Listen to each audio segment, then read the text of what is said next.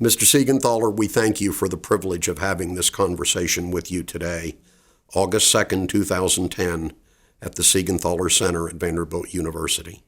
Our oral history project was conceived because we believe that while much of history can be preserved and recalled only through writings and archaeological studies, the history of the civil rights movement can be told by the personal recollection of those who participated in the movement, who experienced things themselves that students cannot relive, but can be closer to because of opportunities like this. Your place at the center of the movement, and particularly your experience with the relationship between the executive, judicial, and legislative branches of government and their relationship with the Direct Action Campaign, make your recollections particularly meaningful and provide a unique learning opportunity for students that we feel is almost singular in nature, and that's why we appreciate this opportunity so much. Your life as a journalist was actually the first influence on your career in covering the civil rights movement and your later experiences in the movement. Could you share with us the experience of growing up in Nashville and covering the Nashville movement and how that influenced your later experience when you joined the Justice Department under Robert F. Kennedy? Sure. I am a son of the racist segregated South. I was born and reared in Nashville, Tennessee. And at the time of my childhood, youth, young adulthood, Nashville was as segregated by race as any city in South Africa at the heart of apartheid. Anywhere you were an African American, anywhere you needed to go, wanted to go, hospital, restaurant, hotel, city park, restroom in a public building, water fountain in a public place. You were barred from going because of local ordinance, state statute, federal policy, and a Supreme Court opinion called Plessy versus Ferguson that said separate is constitutionally equal. And so that's the environment in which I was raised. That's what I look back on, as I say, with wonder. You think back on those days and you say, what was wrong with us? What was wrong with our society? What was wrong with our country? What was wrong with our leadership? Abolition was part of this country from the outset. We went through that period when we went out of the way to change the Constitution. But nothing really changed. After that brief period of Reconstruction, we were right back into segregation, and in many ways, lynch law justice was as punitive as slavery, although nothing you can imagine ever could compare with the absolute ownership of a human being, a human life, a human family. Now, this, of course, must have a powerful influence as you enter journalism and your life evolves into covering the civil rights movement itself here in Nashville. By the time I had entered into work at the Nashville Tennessean, I had benefited from 2 years in the Air Force. I had benefited from a great deal of reading in school. Pretty early on in high school, I had a math teacher who, for some reason, gave me Jack Cash's book, The Mind of the South. And it had a profound impact on me. It didn't help my math grade, but I realized that Jack Cash was analyzing his own racist upbringing, and it made it possible, I think, for me, for the first time, to look at my own.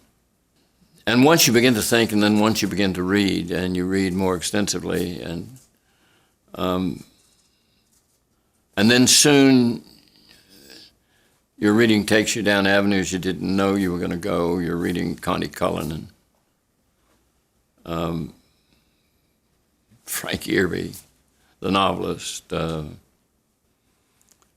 whole range of black writers who's part of the Harlem Renaissance, some of them. Langston Hughes' poetry was powerful, and it begins to make an impact on you. And I think by the time I was out of the military, and this would have been before President Truman desegregated the military, I understood that there was something wrong. I was in the control tower in MacDill Field, Florida. I couldn't sit there in that tower looking straight at the gate and the American flag and then see black troops fall out on each side of that field and go off to segregated mess halls without understanding there's something wrong with this picture. So when I come to work at the Tennessean, I know where my head is. I have a sense of where the paper wants to go. Coleman Harwell, the editor, had put together a tremendous staff of people who went on to play other roles in journalism. David Halberstam was there. Tom Wicker, who later with the New York Times in Washington, was there.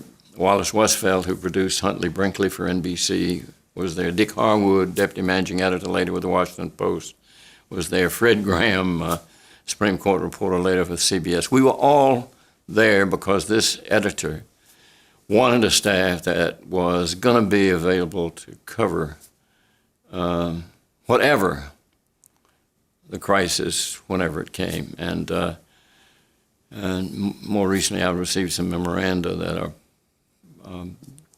demonstrate his vision as Brown approached. How did your decade of experience at the Tennessean contribute to your later coverage of the Lawson workshops and the beginning of the sit-in movement in Nashville? Well, I was a reporter who covered general assignment, and I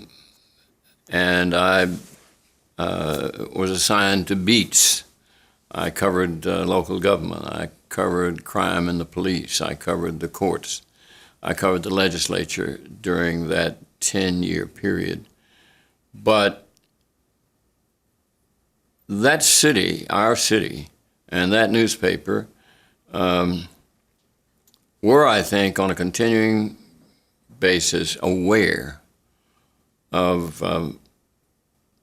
problems of color that existed in the community, the gap between where the society was and where the Constitution was and where the law was going.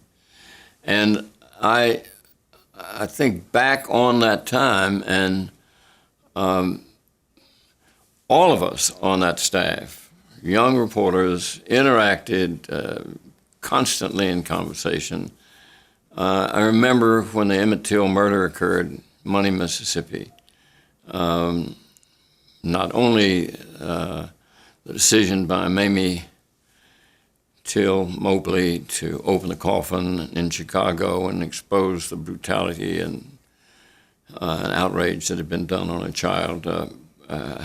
What a shock that was across the country. But then a white jury acquits these two men, and they accept money after their acquittal to confess to the story for a journalist. It was a story among stories, but the seminal story that woke up much of the country to the reality of lynched law and justice. It wasn't dead. It wasn't the past. It was here. It was now.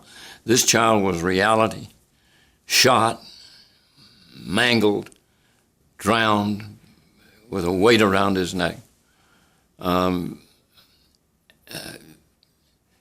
For no crime. and and the blatant arrogance of white superiority to just assume from the outset, yes, we can get away with this. We'll acquit them. And then their arrogance, we can get away with this, we'll tell it. We'll tell William Bradford Huey how we did it. It's one story among stories that were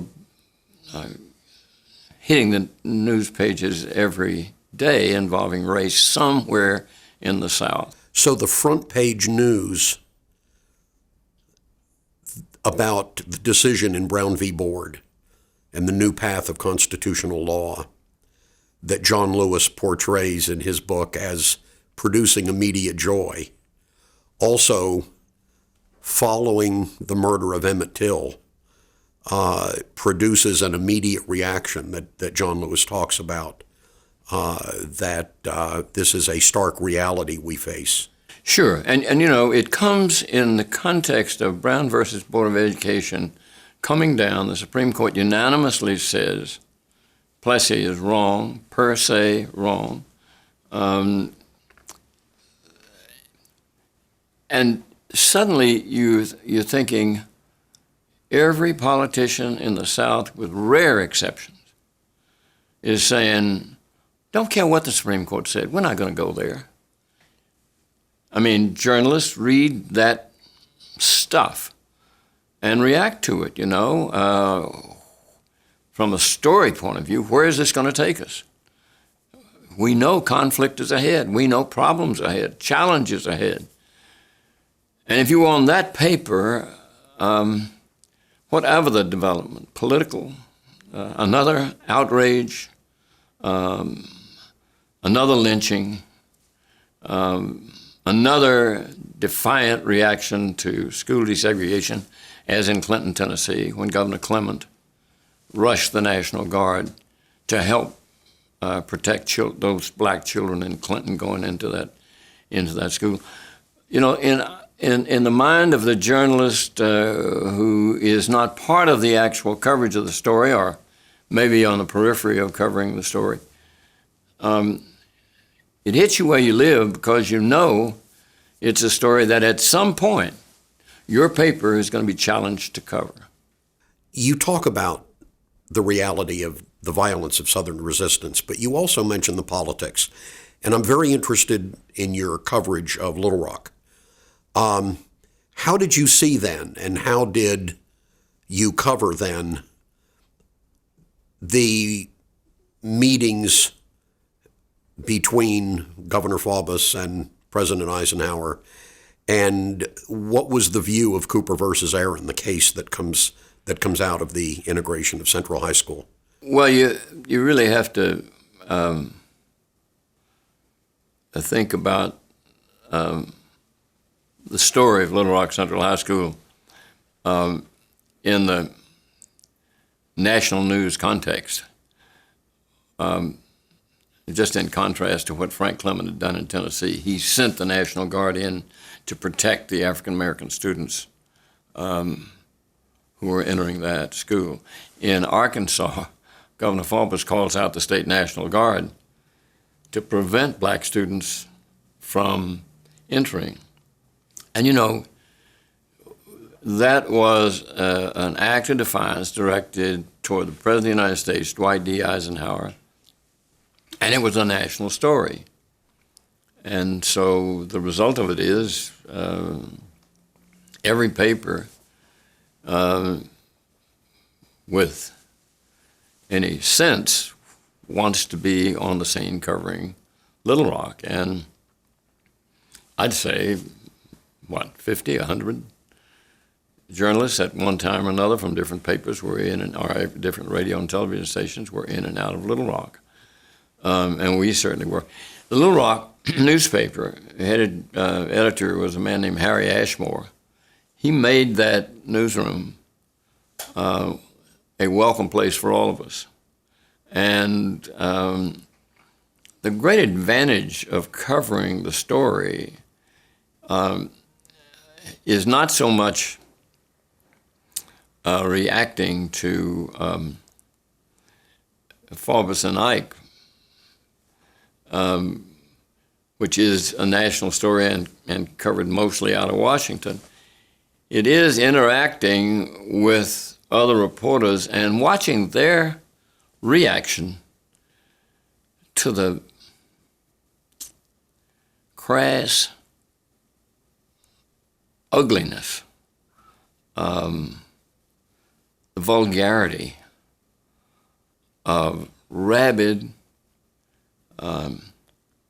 fanatical, angry, white adult men and women standing in the street. If they could have seen in the mirror the contortions on their faces, never would they have wanted their children to see them that way. And yet there they were. And the constitutional issue is compelling, that you cannot let Southern governors facilitate that violence and then rely on the presence or threat of that violence as a way of delaying the implementation of Brown. Would it be fair to say that both Eisenhower and the court were backed into that issue in a way that they couldn't avoid? I have always thought of Brown too, not immediately, but in retrospect, I've always thought about it, since I was able to put it in perspective, as a political decision, as a decision that permitted delay. Given your personal history, experiences, and perspective, what's your personal recollection of Robert Kennedy's perspective as he assumes the responsibility from his brother of the campaign for civil rights or the issue of civil rights? If I could just take it back one step to try to give it a little perspective. Robert Kennedy was his brother's campaign director. It was his consuming interest, almost an obsessive interest, to elect his brother president. He was consumed by the challenge. He saw his brother as one who could make a real difference in the society. And he understood, and his brother understood, and the campaign understood that North was North and South was South and race was race. Alabama goes for Kennedy. Georgia goes for Kennedy. Louisiana goes for Kennedy. I mean, Kennedy carries these 5 southern states, Texas with the help of Johnson, and Kennedy is well aware that it is Johnson who is giving him the help and support he needs in those southern states. There comes a time when Martin King is in jail, when Jack Kennedy makes the call to Coretta King to express his sympathy. All hell broke loose in the South. It was my assignment that morning to call the chairman of the southern states, and they were outraged, with one exception. Griffin Bell was chairman of the Georgia Democratic Party. His reaction was, it won't affect the outcome in Georgia. If you could give us a little advance notice on these things, it might help. But everyone else was outraged by that. And, looking back on it, it was a call of empathy. Nixon wouldn't make it, and it played a major role, I think, in helping John Kennedy influence some Southern African-American votes. What was the discussion or thought about the experiences of the Eisenhower administration, and especially the Department of Justice under 2 attorneys general, who I know then and now you admire, Herbert Brownell and William Rogers? Brownell and Rogers advised Ike, and I think pushed the administration toward desegregation. If you think of Tent City in Tennessee, Bill Rogers initiated those voting rights suits in West Tennessee, rural West Tennessee, Haywood and Fayette County. Landowners threw black sharecroppers ruthlessly off the land. That created a tent city. But Rogers had been the initiator of those lawsuits. Now, you look back on it and you can say, well, you know, it wasn't much.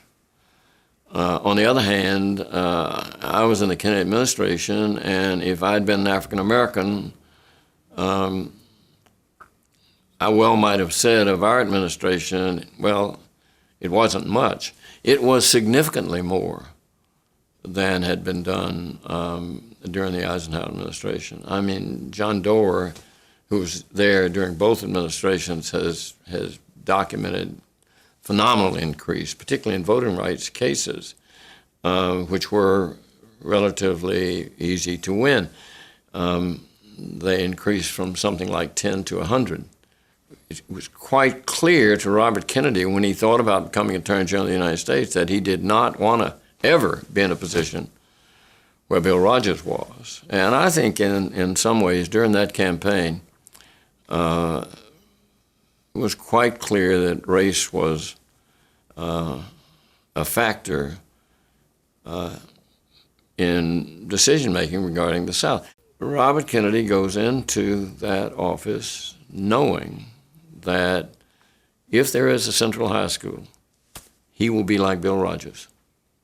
If there is an explosion, he will be anathema in the South. And times have changed, but not that much. And so from the first day, he and the president are thinking strategically, you know, if there's any way we can keep this movement in the courts and out of the streets, we can win voting rights cases and expeditiously. But civil rights violence cases, we're going to have a very tough time because most of them are considered state offenses, and J. Edgar Hoover, head of the FBI, maintained in the Eisenhower administration and in the early days of the Kennedy administration that murder, arson, assault were state crimes and not federal civil rights violations. Now, let's pursue that point. This actually begins to define the first meeting between the Attorney General and Dr. King.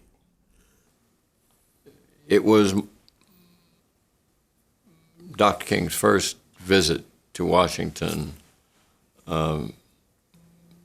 since the inaugural.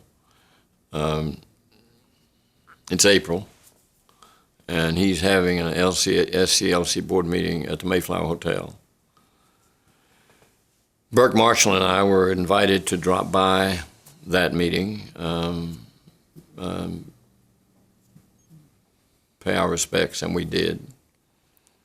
And then Martin King was coming to the office after lunch for a meeting with the Attorney General one-on-one, and then would go to the White House and meet with Harris Wofford. The president was out of town. It was I was the note taker for the meeting. The three of us were there, the Attorney General behind his desk, and Dr. King just across from him. I was to the Attorney General's left and Martin's right. And Bob began the conversation after warm and affectionate remarks, appreciation for the election and the way the campaign had been run, and expressed appreciation for the call Dr. King that Jack Kennedy had made to Coretta, and it was quite friendly, and remained quite friendly throughout. And Bob had this case that he had to make. He said, you know, I'm in a position where I am able to expeditiously win cases of voting rights. He explained that the director of the FBI was not sympathetic to the idea that he had jurisdiction over civil rights violations, that J. Edgar Hoover felt there were ambiguities in the law that barred him from enforcing assaults, arsons, beatings, murders. Those were state crimes, and state local officials would have to prosecute them. Voting rights, on the other hand, was a federal offense, and Kennedy made the case with King that if you could focus the thrust of the movement on voting rights,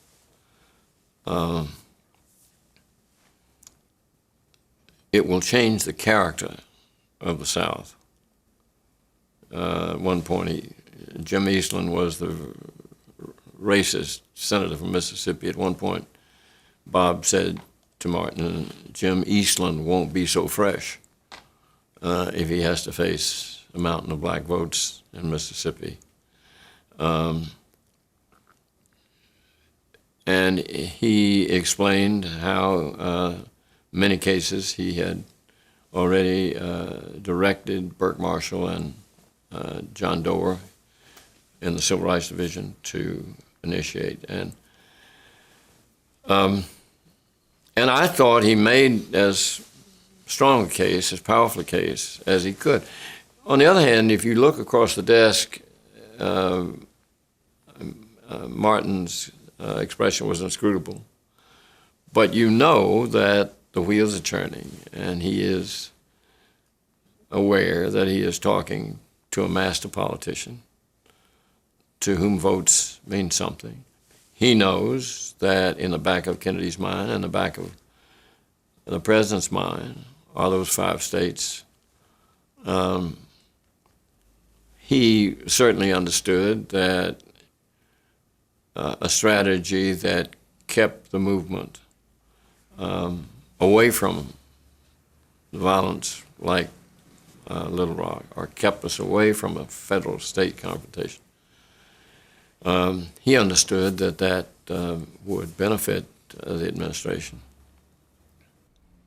And frankly, later, the NAACP, Mr. Marshall himself, prefers the strategy of the courtroom to the strategy of confronting Southern violence and then having to go to court to defend the movement's objectives. If you listen to the tapes between Lyndon Johnson and Martin, after Johnson is president and is pushing for civil rights, he suggests to Dr. Martin Luther King that he lobby Congress. And he tells them, we need votes. I was reminded when I heard Lyndon's voice speaking to Dr. King about how he was going to change the Senate and change the Congress. He speaks directly to the need for votes. I was reminded about how Martin must have reacted, how I know he did react, and how he reacted. I've said in the past, Bob, that I thought Kennedy that day was the ultimate pragmatist, interested in his brother's cause and his brother's ongoing campaign, which had to last through 4 years. And he proposed a rational and reasonable political alternative to bring about change in the South. Dr. King was the ultimate idealist that day, and I think in every day of his life. And he said, and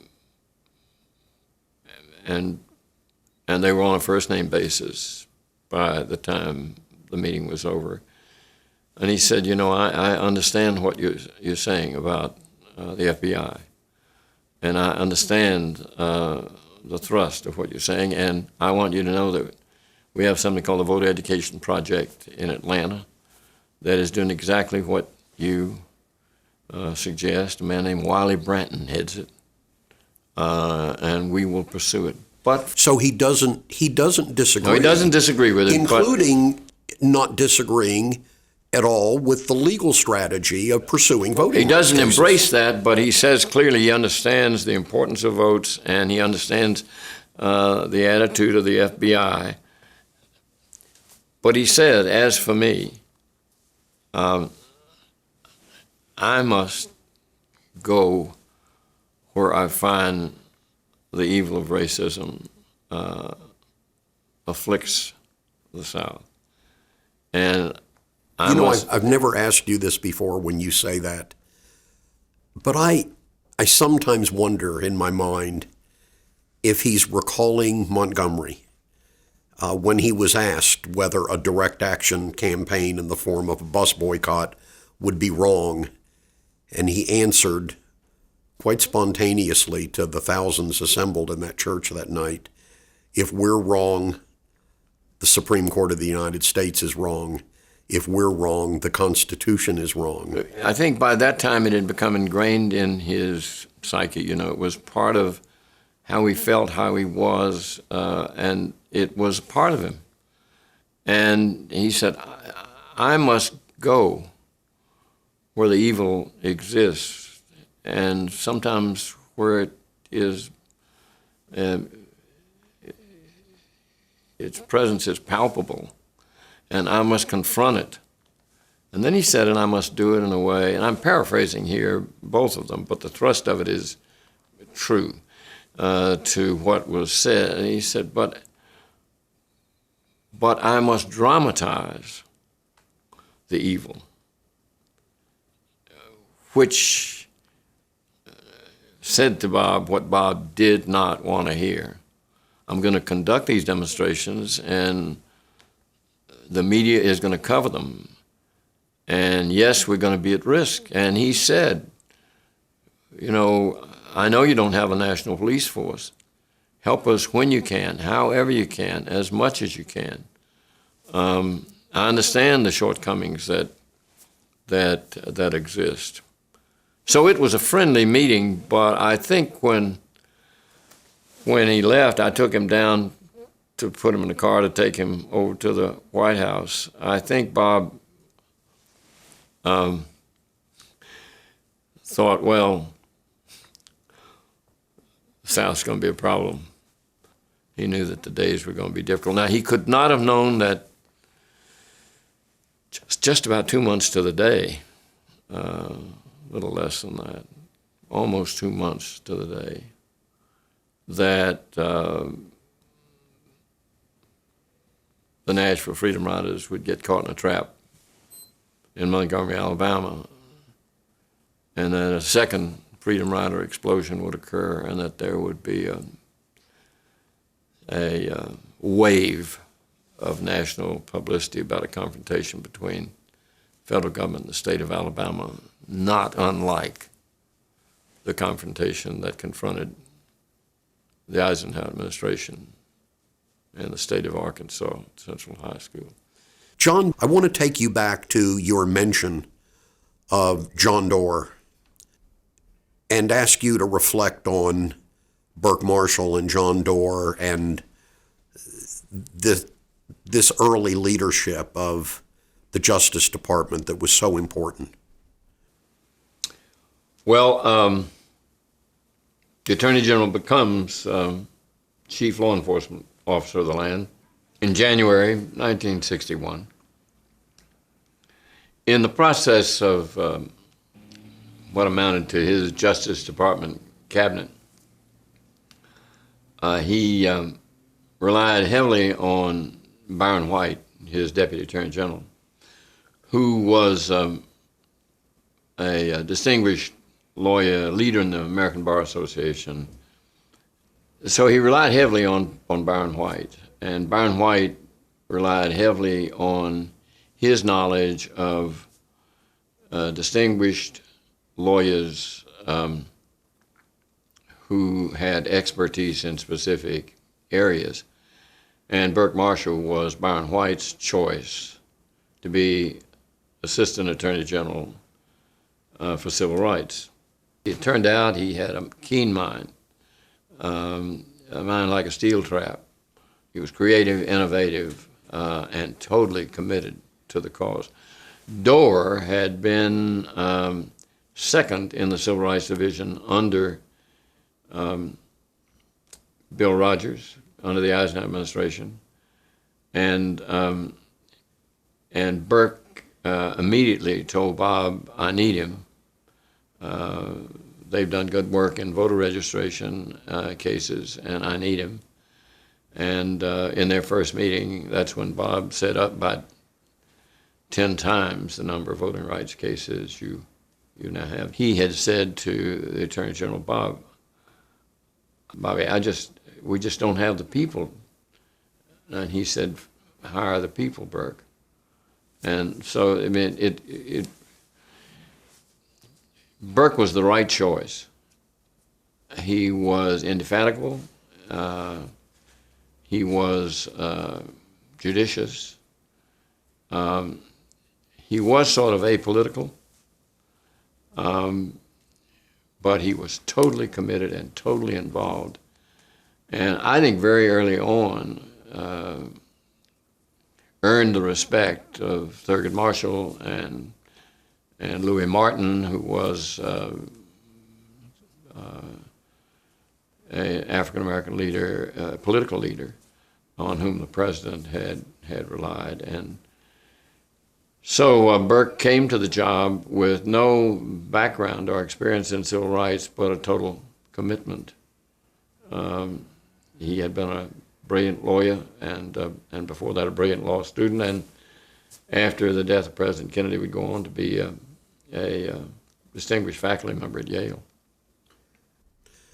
John, were there early discussions before you were actually sent south and became personally involved in that Southern violence? The movement went where, as Martin said, he was going to go, where the evil existed, where the corruption was present, where racism was palpable. And they confronted it in a whole variety of ways of public accommodations, housing, education. I mean, wherever it was, that's where they went. And of course, if you were in the movement, and that's where you were, and that's where danger was, that's where you wanted the government. So there was a disconnect between the strategy he was going to pursue and the expectations that were inevitably going to exist. Now, John, the story of your role in the Kennedy Justice Department, including a personal experience with Southern violence at its peak, really has two parts. The first occasion is your rescue of the earliest Freedom Riders after, I believe, they were beaten in Birmingham, and how you got these young people to New Orleans. And then the occasion of your returning to Montgomery, and what you said earlier was the sense of the administration that they may yet see another Little Rock. The violence came at Anniston, Alabama, and Birmingham on a Sunday afternoon. There's a roadblock. The Klan bombs the bus, mauls, beats, blasts the Freedom Riders on that bus. And the result of it is they're not physically able to continue. They then vote to go by air to New Orleans, put the ride behind them, and they can't get out of Birmingham because there are bomb threats by levied at Delta Airlines. And so I was flown down by the administration, met with Delta, relatively easy to make the arrangements to make sure there were no bombs on the airplane, and we flew down quickly that afternoon, got into New Orleans that night, and delivered them to waiting friends who took care of them. I go to a motel and go to sleep, wake up early in the morning, the Attorney General says, he opens the conversation by saying, who the hell is Diane Nash? And Diane Nash was the beautiful young Fisk student who was directing the Nashville Freedom Rides. And I wind up in a conversation with her in which I explained to her that if she sends this group of young people, I didn't know it at the outset, but they were already on the way. If you send them down here, you're sending them to their deaths. As she said, we simply are not going to let violence overcome nonviolence. And it was that simple. Now, John, you've talked before about Montgomery. This really takes your experience with Southern violence to a new level. Can you describe it both from the perspective of how it impacted you to be there, and also what it did to the significance of your role in communicating with the Attorney General and even the President? Once the Nashville riders got to Montgomery, and I tried to convince Diane not to send them. She was, as I've said, like the tree by the water. She was not going to be moved. She told me with chilling clarity, yes, we know someone may die. We've made out our wills. I lost that discussion with her, reported to the Attorney General what she said, and then headed from New Orleans back to Montgomery to try to be there when they arrived, where they were in jail. It's mind-boggling to think about how so many of them adopted that mindset. It reminds you just how corrupt the system of justice was. At the Attorney General's direction, and after working out a strategy to try to get the governor of Alabama, John Patterson, to provide police protection for these Freedom Riders who are going to continue the ride from Birmingham on to New Orleans. They're going to continue the ride that had been interrupted by the first wave of violence at Anniston and Birmingham. Now, I'm pleading with the governor, arguing with the governor, asserting to the governor that the state of Alabama should, could, must provide protection. It was a heated exchange at times, more heat on his part than on mine. I was trying to convince him that this should not be Alabama's problem, that this should be a problem from Mississippi when the Freedom Riders arrived there, or Louisiana when they arrived in New Orleans. And finally, his state police commissioner said to him, "Governor, if you tell me to protect them, I will protect them." That didn't make the governor necessarily happy, but he did come to an agreement that the Freedom Riders would be protected. And so next morning, they arrived at the Greyhound station. I was there with my friend John Doerr, who had business in Judge Frank Johnson's court that morning, and he was going to ride by car down to Montgomery. So the Freedom Riders board the bus in Birmingham at the station.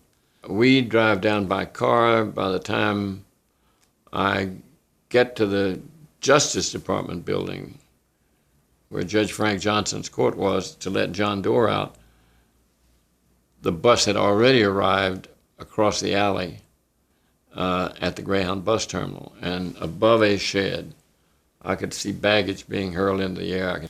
John Doerr ran for the federal building to tell the Attorney General. I began to drive up. And this mob of hundreds of people had exploded onto this parking lot, and it was an anthill of violence, shouts, screams of anger, of pain. The Freedom Riders were being pummeled. I gradually circled the block, not knowing, because there was so much turmoil, I couldn't see quite clearly, except that it was a mass of violence, massive assaults. The young women on the bus, two of them white, the two, Susan Wilbur and Susan Herman, came off the bus. They reached the taxi cabs, a black taxi driver who refuses to take the two white women and says, naturally, I'll be arrested. I'm not allowed to transport white women. And one of the brave young women, Freedom Riders, Catherine Burks, who was black, said, move over, I'll drive the cab, but he would not. And so the two young women wandered off as the cab left. As I came down, they were being attacked. And I thought I could get them in the car, get them out of there, and rescue them. And I tried. Susan Herman, I shouted to her to get in the back seat. Some of the satellite mob that was attacking them was between Susan Wilbur and me, but I finally reached her, grabbed her by the arm, pulled her around the front of the car. She resisted getting in the car, said she was prepared for the violence, and that she was a nonviolent person and she didn't want me to get hurt. And then when I turned around to the surging crowd that was moving in on us and said, get back, magic words, I'm from the federal government. I turned back to her and got hit with a pipe over the head. And I was knocked unconscious. First time in my life I've ever been knocked unconscious. I don't remember a thing for what they tell me was 30 minutes. Woke up, finally a police officer had come, taken me out from under the car, put me in the front seat. He later got me to the hospital. What's the end of this chapter of your time in the Department of Justice? Well, the whole story, Bob, in the final analysis, has to be the story of the courage and determination. That's where it begins, and that's where it ends. They never faltered, never failed, never once blinked in the face of danger and death. You know you are not changing the hearts and minds of people in Jackson, Mississippi. If anything, you're making them more angry, and maybe for the first time, you're making them afraid that they won't be able to sustain, quote, the old ways. It doesn't restrain anybody. I mean, the Klan is the Klan, and Klan violence is Klan violence. The movement has finally pushed the ultimate dilemma on the country and on the administration. There is something about the nature of our society that has a dark side, and it has been with us from the very beginning. It is a side that moves us against justice. It encourages discrimination against people who are minorities, who are not, quote, like us. It's what gave us slavery. It's what gave religious groups violent persecution. It's what kept women from the ballot box for 145 years after the American Revolution. There's a dark side to our culture, and it's only when you're able to look at the success of the movement that you understand that the ultimate answer is a people under law. It really takes a commitment of people who understand justice and who seek justice and who are willing to fight for justice in order to make the law work at times when that dark side of our nature emerges and threatens to bring us down.